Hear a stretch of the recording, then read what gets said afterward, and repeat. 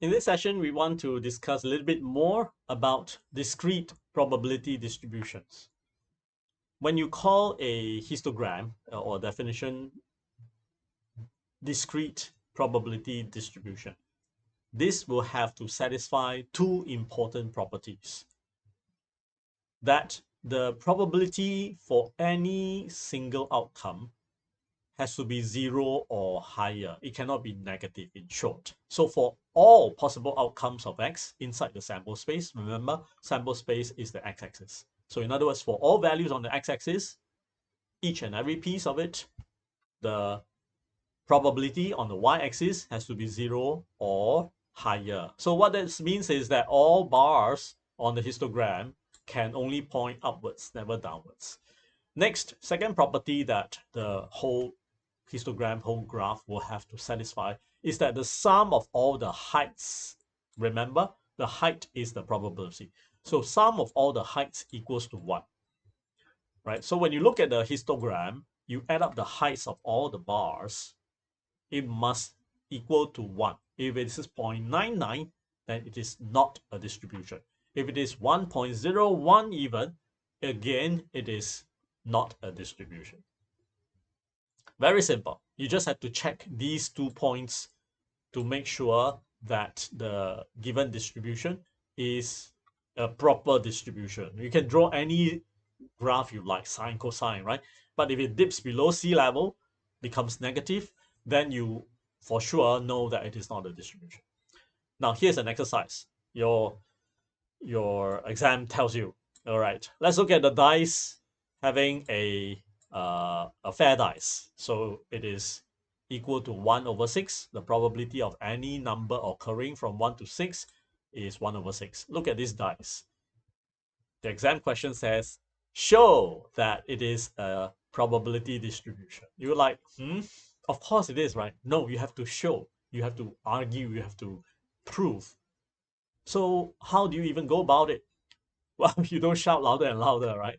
What you need to do is to show that this given distribution, as the question claims it to be, show that this follows or obeys the two properties we'll do. All right, so we check. Is it true that for all x's, so if there's one point that dips below sea level is negative, then bye-bye, right? It's no longer a distribution. But as we check, according to the definition, it is already positive. Now this is super simple because it's a constant.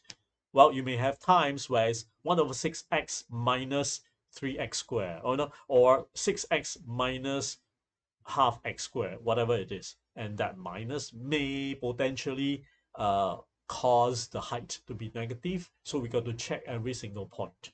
In this case, it is easy to argue that 1/6 is always non-negative for all values of the x inside the sample space. So first point checked. Next, there are 6 points in the sample space.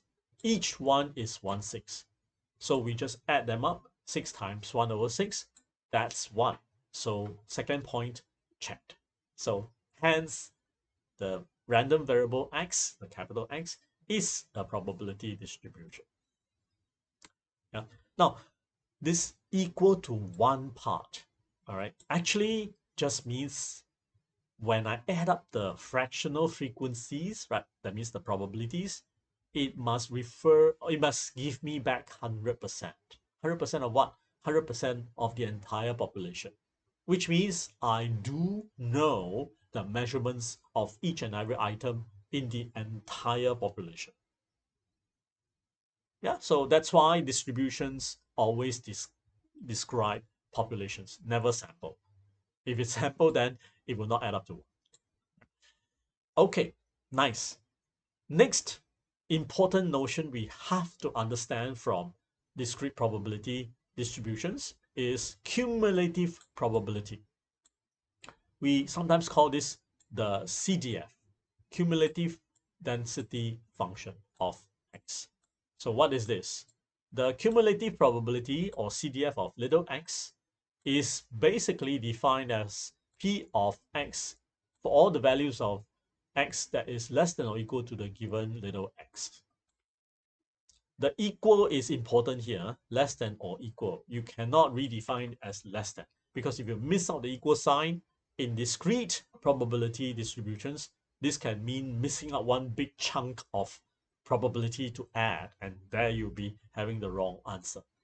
So in other words, this definition works not just for discrete probability distributions, it is also the same definition in continuous distributions.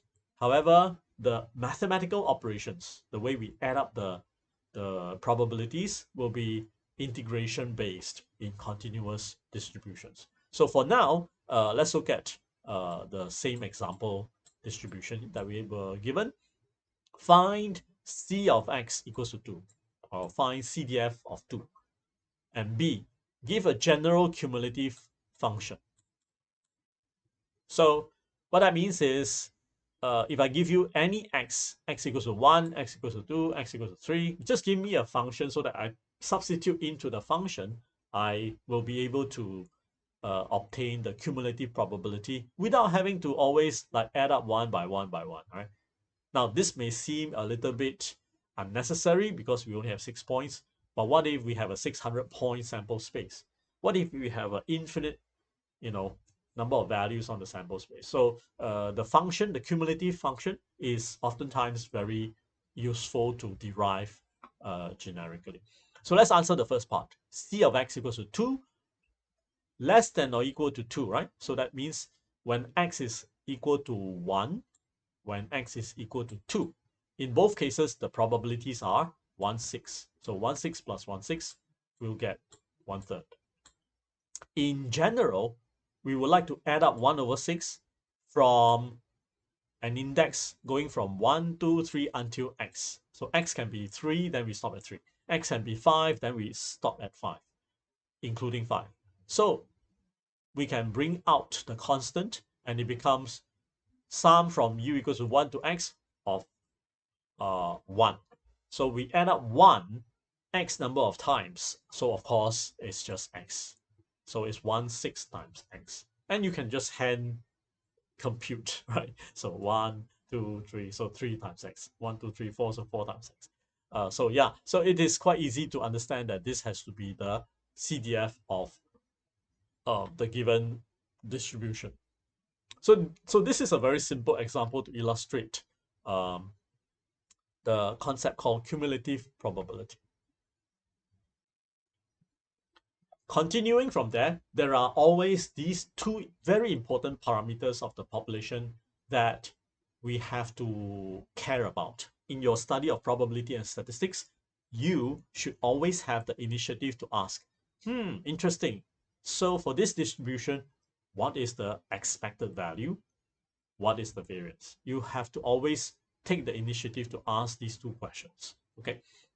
Even if the question's never asked. And this way, you will be on the sort of positive alert of any potential questions that might come in where they kind of automatically assume you already know the mean value, yeah, when the question never helped you to ask this question. So you have to ask this question yourself. And to calculate the mean value of the distribution x, we oftentimes write it this way: E of x. So capital E, expected value of capital X. Now remember, capital X is random variable and it has a distribution. I like to think of it as having a sort of a bell curve, even though it may not be bell curve, but just think of it as a graph so that you are able to understand that it is the entire chart. It's not a single value. So give me what the mean value of the entire chart, right? So this is a global operation, the capital E. It applies to the whole chart and summarizes it into a single value on the x-axis, the mean value. The way we actually do the calculations is to run x, substitute x by 1, 2, 3, 4, 5 from the sample space in turn, and we plug it in. 1 times the probability, 2 times the probability, 3 times the probability. Keep doing that. 2 times 1/6 plus 3 times 1/6 plus 4 times 1/6 and so on. Okay, so Using this definition, and if we apply to our example distribution, the dice distribution just now, calculate the expected value and variance, then it is just following the same definition. We will get 1 times 1 over 6 plus 2 times 1 over 6 plus 3 times 1 over 6. Just follow the definition, right? Essentially, that's it. And then we just simplify all the expressions, and we get 3.5.